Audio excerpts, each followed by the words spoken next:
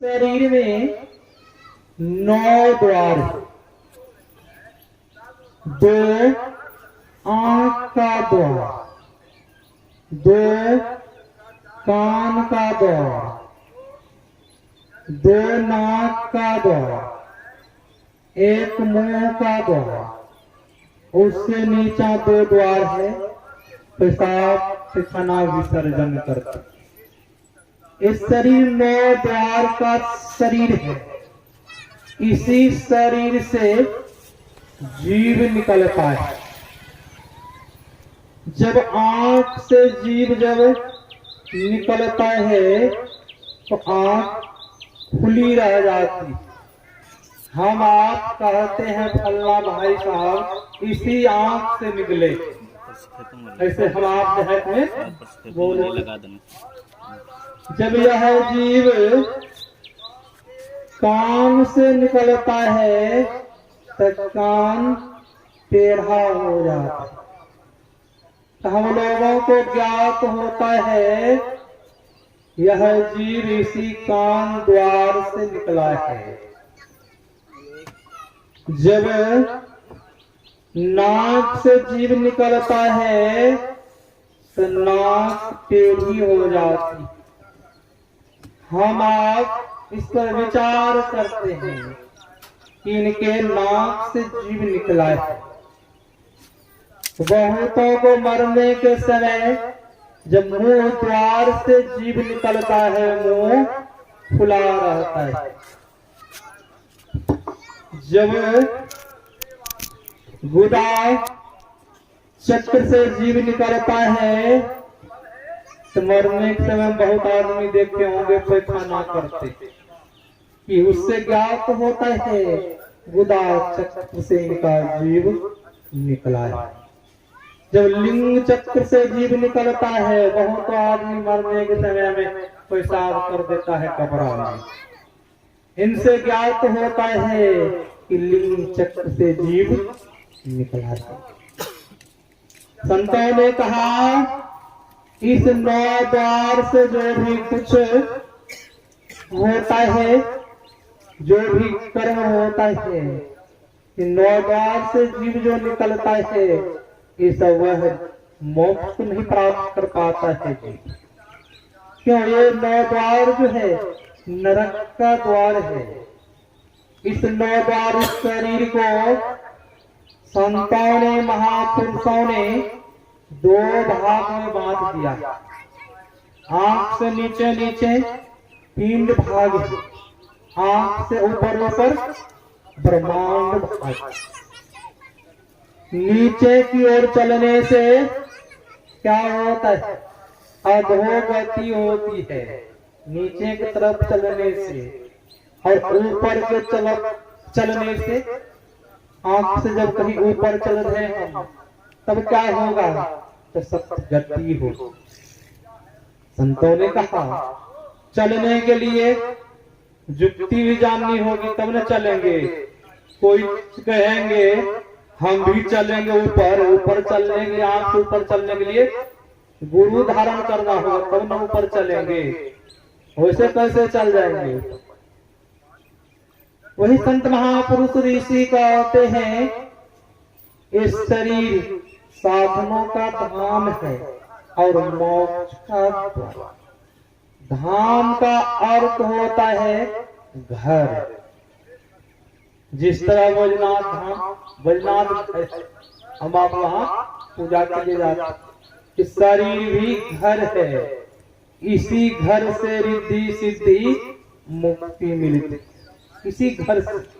और कहीं अभी बिना सागर निवाड़ी में सागर निवाड़ी सुना रहे। इस शरीर के अंदर में 3 निशानी है, 3 सीढ़ी। ये 3 सीढ़ी क्या है? नरक की सीढ़ी है।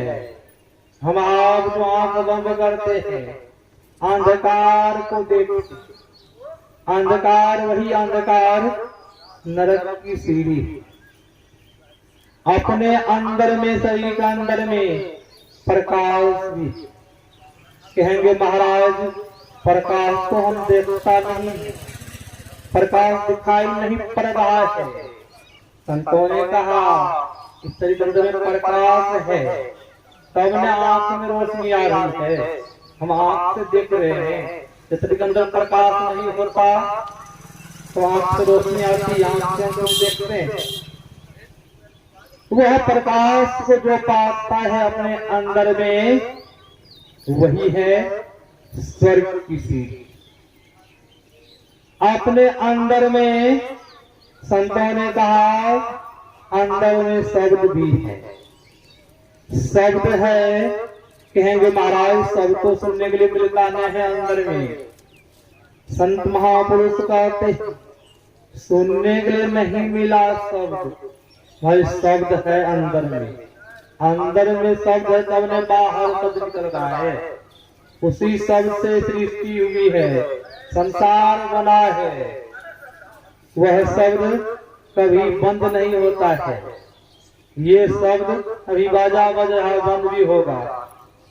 वह अपने अंदर में जो अनाहत शब्द है, वह शब्द होते रहता है, कभी बंद नहीं होता है।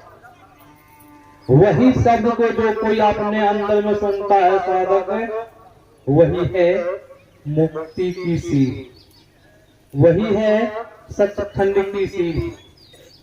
संत महापुरुष कहते इस शरीर बहुत मूल्यवान शरीर है। इस शरीर के अंदर में जितने तीर्थ है, जितनी देवी देवताएं, सभी शरीर के अंदर में विराजमान है। फिर हम लोगों को दर्शन क्यों नहीं हो रहा है? सब विराजमान है, फिर भी दर्शन नहीं हो रहा अपने अंदर में। कारण क्या है? कुछ तो कारण होगा।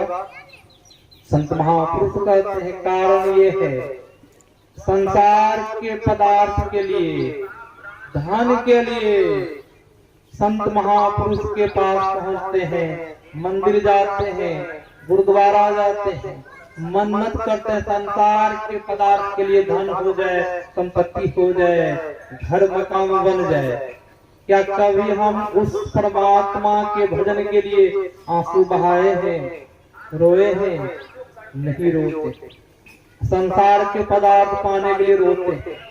संसार के पदार्थ में आनंद मिलता है, अब पुनः आनंद तो मिलता है जब जीवन मुक्त होता है, शरीर छूट जाता है, तब कौन सा आनंद मिलेगा? अभी तो आनंद मिला। इसीलिए भगवान श्री राम ने कहा, बड़े भागवान स्तन पावा, सुर दुर्लभ ग्रंथ सही गावा। अभी तो आप सुख से जी रहे हैं, शरीर छूटने के बाद पुनः दुख होगा। अभी आप राजा है, महाराजा है, धर्म काम नहीं कर रहे हैं, शरीर छूट गया, क्या महाराजा भी बने रह जाएंगे? महाराजा नहीं बनेंगे। वहाँ जिस तरह आपसे कर्म हुआ है, जिस तरह का कर्म हुआ है, उस तरह का वहाँ फल मिलेगा, उस तरह आपको भोगना होगा। वहाँ आप राजा नहीं रहेंगे। कहीं दुष्कर्म आपसे हुआ, आपको बैल का शरीर मिल जाएगा, गधा का शरीर मिल जाएगा, कुत्ता का शरीर मिल जाएगा। 84 लाख शरीर है। इस शरीर 84 लाख का, इस शरीर को कपड़ा कर दिया संतों ने। 84 लाख कपड़ा है, यह जीव इस कपड़ा को पहनता है।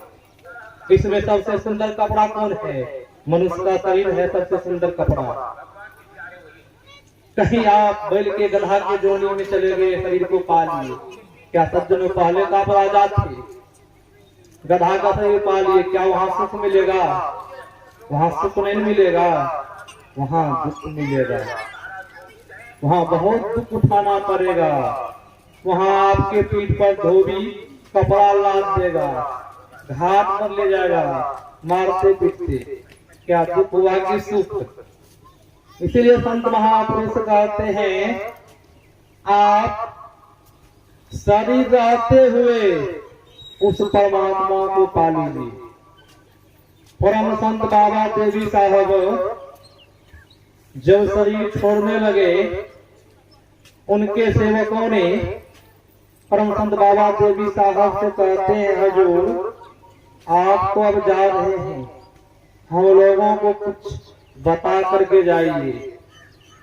तो परम संत बाबा देवी साहब ने कहा, देखो जी, ये संसार जो है वहम है, और इस संसार में अभ्यास करो और जीते जी उस मोक्ष को प्राप्त कर लो। कब्र में दाखिल होने से पहले, चिता में जलने से पहले उस मोक्ष को प्राप्त कर लो। जब भलाई चाहते हो तब। क्या हम आप इस बात को मानते हैं? गुरु महाराज परमाराज गुरुदेव जब शरीर छोड़ने लगे थे तो सेवकों सब उनके पास भी गए थे। परमाराज गुरु महाराज जी कौन कवि साहब के भजन सुनाए थे, तुरंत कर ले नाम सुमर ले, को जाने कल की जगत में खबर नहीं पल की। झूठ कपट करी माया जोरनी, बात करे छल की। पाप के पोट धरे सिर ऊपर, किसी विधि हुई हल्की, जगत में खबर नहीं पड़ी। यह मन तो है हस्ती मस्ती, काया मिट्टी की। श्वास श्वास में नाम सुमर ले, अवधि घटे तन। काया अंदर हंसा बोले, खुशियां कर दिल की। जब यह हंसा निकल जाएंगे मिट्टी जंगल, सुकृत कर ले नाम सुमर ले, तो जाने कल की जगत में खबर नहीं पल। क्या हम लोगों को विश्वास है? हम लोग क्या कहते हैं? शरीर को मिला है, सदा के लिए शरीर रहेगा। इसलिए हम आप धन है बेटा है पोता करते रहते हैं, तो अंत में क्या पछताते हैं? सो बड़ा दुख पावे की। बहुत आदमी मरने से हम देखे सिर धुलता है, क्यों रो रहे हैं भाई? मुझसे शुभ काम नहीं होगा। उस समय होगा शुभ काम। शरीर तो बूढ़ा हो गया कि उस समय इंद्रियां नहीं काम कर सकती। आप नहीं बैठ पाएंगे ध्यान पर, बढ़ जाएंगे। बूढ़ा शरीर से ध्यान बढ़ जाएंगे, आपसे ध्यान वजन नहीं होगा। उस समय हम काल कर ईश्वर को दोष लगाते हैं, ईश्वर अच्छा नहीं। ईश्वर तो इतना अच्छा किए हैं कि मनुष्यों का शरीर दिया हम लोगों को। नर समान कवन देहि, जीव चराचर जांचत जेहि। कागभूषण जी गरुड़ जी से कहते हैं सबसे दुर्लभ शरीर मनुष्य का शरीर है। कि शरीर पाल लेना, शरीर पाने में पता है कितना दिन हम लोगों को लगा है? शरीर पाने में 2.25 अरब हम लोग 84 लाख योनि भ्रमण किए हैं। तब ईश्वर की महत्या कारण समय करने वाले ईश्वर दया करके जीवों को मनुष्य का शरीर दिया है। और शरीर को दिया है, इसके लिए गोस्वामी महाराज क्या कह रहे हैं? करण धार सदगुरु दिल नावा, दुर्लभ काज सुलभ करी पावा। ये शरीर क्या है? नाव है। इनके मल्हा कौन है? खेवने वाले कौन है? करणधार सदगुरु दिल नावा, दुर्लभ काज सुलभ करी पावा। ये नाव कहाँ चलती है? नाव तो पानी में चलती है। इस शरीर को महापुरुष ने नाव कहा है। ये नाव कहाँ चलेगी? इस संसार को समुद्र कहा है संतों ने। संसार क्या है? समुद्र है। इस शरीर नाव है, खेवने वाले संत सदगुरु महाराज है। इस शरीर को खेव करके पार उतार देते हैं। तो संत सदगुरु के पास जाएंगे तब ने खेव को उतार देंगे। कहीं जब उनके पास नहीं गए, मनमानी भजन करते रहे। बहुत तो ऐसा आदमी है मनमानी भजन करता है, जो मन में होता है वही कर लेता है। जब इस तरह का हम आप भजन करते रहे तब कहाँ जाएंगे? वही संत महापुरुष ऋषि कहते हैं कि शरीर मिला है, उत्तम शरीर है। इसी शरीर के विशेषता को जानने के लिए गिरिराज जी महाराज भगवान श्री राम के पास गए थे और उनसे पूछे थे, प्रभु आपने मुझ पर कृपा नहीं की। तो भगवान श्री राम ने कहा, क्या आप पर कृपा हमने की? आपको तो गिद्ध का शरीर दिया। नहीं प्रभु, आप पक्षी का शरीर दिए हैं, हम मांसाहारी प्राणी हैं, मुझ पर आप कृपा नहीं किए। सब जीवों को कृपा किए हैं, सबों का आप मनुष्य का शरीर दिए हैं, उत्तम उत्तम शरीर दिए हैं। लोग जहाँ चाहते हैं जाने के लिए वहाँ जाते हैं। देखते हैं अभी हम आप लोग मनुष्य का शरीर मिला, गाड़ी से घूमते हैं, ऐसे लगा लेते हैं, बहुत को सुख को भोगते हैं, इन्हें भोगते हैं। वही गिरिराज का रहे, प्रभु आपने अच्छा नहीं किए। सवा जीव को आप उत्तम उत्तम शरीर दिए हैं, जहाँ चाहते हैं जाने के लिए वहां जाते हैं, जहाज से घूमते हैं, आप मुझ पर कृपा नहीं। भगवान श्री राम ने कहा चलो गिदराज, मैं तुझे दिखाता हूँ, तुमसे भी निज शरीर मैंने दिया हूँ, चलो मैं दिखाता हूँ। अब आगे आगे भगवान श्री राम, पीछे पीछे गिदराज। एक नदी के पास पहुंचते, नदी में एक वृक्ष गिरा हुआ था। भगवान श्री राम ने उस वृक्ष पर चढ़ गए और भगवान श्री राम ने क्या करते हैं, फेखार करके उस नदी में फेंक देते। फेखार जो नदी में फेंके, उधर से मछली आती उस फेखार को खा लेती। तो गिदराज कहते प्रभु आपको, आप वहां से बोले कि आपको चलो मैं बताता हूँ, आपको यहाँ तक आ गया, आप भी तो बता दीजिए शरीर का, आप हमसे निज शरीर किनको दिए हैं। भगवान श्री राम ने कहा तुमने नहीं देखा, मैंने फेखार फेंका, वह मछली आई फेखार को खा ली। और मछली को खाने वाले बहुत है मानव जन। जरा विचार करो गिदराज, तुमसे निज शरीर है कि नहीं है? मैं तो मछली तुमसे निज शरीर मछली को दिया हूँ।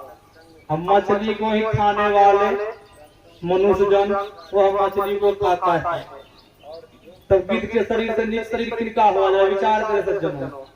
तो मनुष्य का शरीर नीच हुआ है, मनुष्य पाकर मनुष्य का शरीर धारण करके मछली खा रहा है, मुर्गा खा रहा है, किनका शरीर हुआ नीच? मनुष्य का शरीर को शिवालय कहा गया है, मंदिर कहा गया है। मनुष्य का क्या कर्तव्य है हम आपको पता ही नहीं, इसका क्या विशेषता रहा? संत महापुरुष ऋषि कहते मनुष्य का शरीर पाए, इस शरीर से जब लाभ उठा लिए जीते जी तब तो सार्थक है, जब जीते जी लाभ नहीं उठाए तब बहुत हानि हो जाएगी। इसीलिए संत महापुरुष इस मानव के शरीर के लिए भजन आवश्यकता है। जो भजन नहीं करता है उनका शरीर छूट गया, पुनः उनको मनुष्य का शरीर नहीं मिलेगा, उनको नरक में जाना पड़ जाएगा। जो कोई भजन करता है, सुमरन करता है, संत कबीर साहब ने कहा है भक्ति विज विन से नहीं, जो जुग जाए अनंत ऊंच नीच घर जन्म ले तो वो संत के संग। और इसी को प्रहलाद गुरु महाराज जी ने कहा है, जो कोई संत मत में जुड़ करके नियम निष्ठा से ध्यान करता है, सत्संग करता है, कहीं उनका शरीर छूट गया पुनः उनको मनुष्य का शरीर मिलेगा। इसलिए भजन करने के लिए इसी को भगवान श्री कृष्ण ने कहा योग का आरंभ कभी नष्ट नहीं होता है। जो कोई योग करना शुरू कर दिया है उनका कभी नष्ट नहीं होगा, उनका फल उनको अवश्य मिलेगा। और जो कोई योग किया है उनका शरीर छूट गया, भगवान श्री कृष्ण कहते हैं वह ऊंचे स्वर्ग में जाएंगे, स्वर्ग के सुखों को भोगेंगे। स्वर्ग भी प्रहलाद गुरुदास जी 7 प्रकार के स्वर्ग वर्णन किए हैं और 7 प्रकार के नरक भी है। वह ऊंचे स्वर्ग में जाएंगे, स्वर्ग के सुखों को भोगेंगे, पुनः उनके पूंजी खत्म होने पर वह किसी श्रीमान के यहाँ जन्म लेंगे, योगी कुल में उनका जन्म होगा, पुनः फिर भक्ति भजन करना प्रारंभ करेगा। ना तो वह योग का और इसे सत्संग महाप्रलय महाभय से उठता है। संत महापुरुष भगवान श्री कृष्ण कहते हैं जो कोई सत्संग करता है महाप्रलय महाभय से बच जाता है। महाप्रलय क्या है जीवनों में? हम लोगों को महाप्रलय सबसे बड़ा है जन्म लेना, शरीर छोड़ना, की महाप्रलय महाभय ही है। मरने के समय संतों ने कहा 1000 भिक्षु किसी को दंश मारे, 1000 समान दंश मारने के समान दुख होता है मरने के समय में, और जन्म लेने के समय में भी 1000 भिक्षु दंश मारने के समान कष्ट होता दुख होता है। किसी को एक भिक्षु काट ले तो कितना दुख होता है, कष्ट होता है। यहाँ 1000 भिक्षु उनको एक साथ किसी को दंश मारे क्या दुख क्या पीड़ा है। संत महापुरुष कहते हम लोग जिस स्थिति में थे माता के गर्भ में, हम आप उस समय परमात्मा को पुकारे आज ईश्वर आए और ईश्वर से संकल्प किए, हे परमात्मा, हे प्रभु, आप मुझ पर कृपा कीजिए, मुझे इस अंधकार से आप निकाल दीजिए। और जब परमात्मा इस अंधकार संसार से निकाल दिया तो हम आप भजन करते हैं, उस परमात्मा उस ईश्वर को हम आप भूल गए। सत्संग में आप आते हैं, उनके लिए गोस्वामी जी महाराज कहते जो भजन को भूल गए हैं, उनके लिए गोस्वामी जी कभी सुना नारद वक्ता कि जीवन मुक्त ब्रह्म पर चैत सुनहि तज ध्यान, जे हरि कथा न करे रति तिनके ही पसान। जो महापुरुष समाधि में रहते हैं, परमाराध गुरु महाराज जी समाधि में रहते थे, और जब सत्संग का समय होता था तो परमाराध गुरु महाराज जी कहते थे देखो जी सत्संग का समय हो गया है, चलो अब सत्संग करने के लिए अपने सेवकों से कहते थे। और जब ध्यान का समय होता था तो परमाराध गुरु महाराज जी कहते थे ध्यान का समय हो गया है, आप लोग भी तब चलिए ध्यान करने के लिए। संत ऐसे होते। और परम संत बाबा देवी साहब ने कहा जिनको 2 घंटा के फुर्सत नहीं है, 2 घंटा के लिए समय नहीं है, वह अंतर भजन साधन भी कर सकता है, वह नहीं ले सकता है नामदान। तो काहे नामदान लेते हैं, भजन लेते हैं, भजन करते हैं, फुर्सत ही नहीं है कि जिनको 2 घंटा के लिए समय नहीं है, वह काहे संत मत में जुड़ते। बाबा देवी साहब बहुत भजन करते थे, और बाबा देवी साहब को दीक्षा देते थे, और फिर ध्यान से 5 आदमी लेकर जाते थे, तब बाबा देवी साहब दीक्षा देता। आज तो तुरंत दीक्षा मिल जाता है कि उस समय दीक्षा नहीं मिलते, तुरंत बहुत घूमना पड़ता था। बाबा देवी साहब कहते जिनको 2 घंटे के लिए समय नहीं है तो आप संत मत में नहीं जुड़िए, जाइए, इस तरह कहते थे। हम आप आज ले लिए दीक्षा, पूजा पाठ भी नहीं करते हैं, बहुत घर में आध्यात्मिक ग्रंथ ने है, सत्संग योग पुस्तक ने है, रामायण ने है, तब क्या है बहुत तो मोबाइल में लगा देते हैं, मोबाइल समाप्त करते हैं, सीधी होगी तब जनो मोबाइल तो है, मोबाइल तो मोबाइल है, पुस्तक तो पुस्तक है कि जिस जो चीज पुस्तक से लाभ होगा वह पत्थर के समान है। अब पत्थर को दया नहीं आती, मानव नहीं है, वो पत्थर है। गाँव समाज में सत्संग हो रहा है, सत्संग सुनने को सत्संग में हमें बहुत काम है, फुर्सत नहीं मिलती। सज्जनों मरने के बाद क्या फुर्सत मिल जाएगी ना। संत महापुरुष ने कहा है मरने के बाद बहुत लंबी आयु है, बहुत लंबी यात्रा है, अभी तक 100 वर्ष की आयु है, मरने के बाद बहुत लंबी आयु बढ़ जाएगी। कहीं आप पहाड़ के योनि में चले गए, कहीं वृक्ष की योनि में चले गए, तो लंबी आयु है कि नहीं है? वही संत महापुरुष कहते हैं जीते जी भजन कर लीजिए, तब तक आपका सार्थक होगा। जब जीते जी भजन नहीं किए आपका सार्थक नहीं होगा। संत महापुरुष ऋषि इस संसार में चेताने के लिए महापुरुष आते हैं। क्या हम आप चेते हुए नहीं है? संत के दृष्टि में हम आप सोए हुए। संतों ने कहा, महापुरुषों ने कहा, मोह निशा सब सोवन हारा, देखिए सपने अनेक प्रकार। हम आप मोह के रात्रि में सोए हुए हैं। अब मोह के रात्रि क्या है? हम आप घर मकान, परमात्मा गुरु महाराज जी कभी कभी मौज का कहते थे, एक चिड़िया भी अपने बच्चे के लिए घोंसला बनाती है, एक चिड़िया भी अपने बच्चे के लिए दाना चुन के लाती है, और मनुष्य भी उतना ही कर्म करे, बाल बच्चा के लिए घोंसला ही बनाते रहे। घोंसला क्या है? 1 महला 2 महला 5 महला गाड़ी घोड़ा मकान हवेली, ये क्या है? घोंसले है। मानव के शरीर पा करके उसी चिड़िया के जैसा घोंसला बनाते रहे, 1 महला 2 महला करते रहे। चिड़िया भी बच्चे के लिए दाना चुन के लाती है, मनुष्य शरीर पा करके वही दाना चुनते रहे, तो चिड़िया और मनुष्य में क्या फर्क रहा?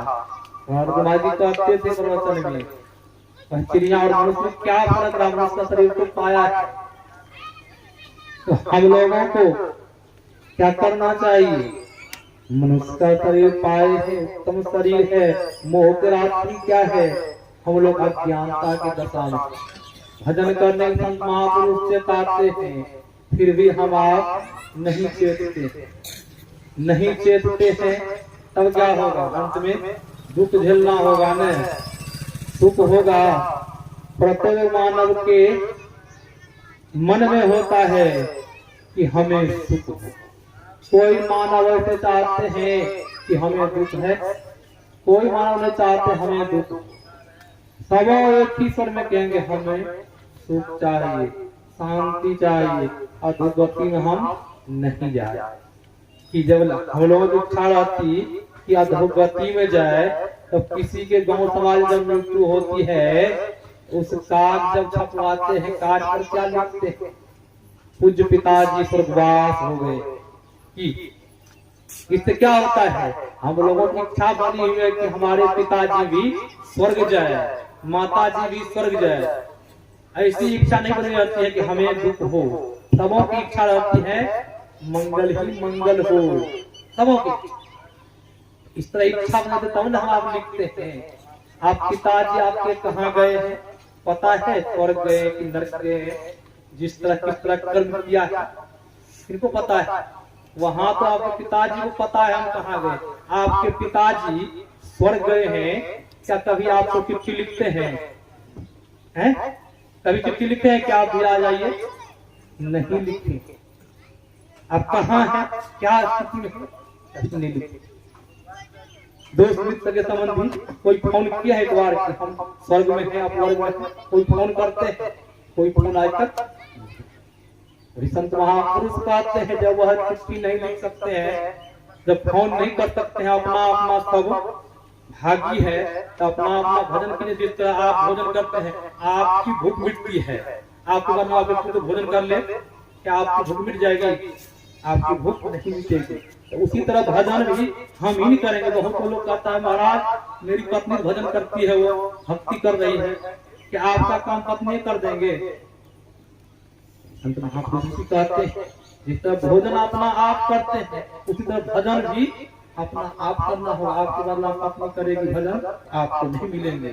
आपके बदला पत्नी खा लेने के लिए आप पहले खाते हैं, तब न बुझेंगे हम पत्नी भजन कर रही, महाराज पत्नी भजन कर रही है, भक्ति कर रही है। एक कोई कहता है आपको पत्नी को बोल जाए भोजन करने के लिए, आपका भोजन मना कर देते हैं, तो कहेंगे नहीं महाराज नहीं ऐसा नहीं। भजन भी आपको करना, जिसका भोजन करते हैं उनको मिलता है, उसी तरह भजन आप करेंगे आपको मिलेगा, वो करेंगे उनको मिलेगा, जो करेंगे भजन उन्हीं को मिलेगा।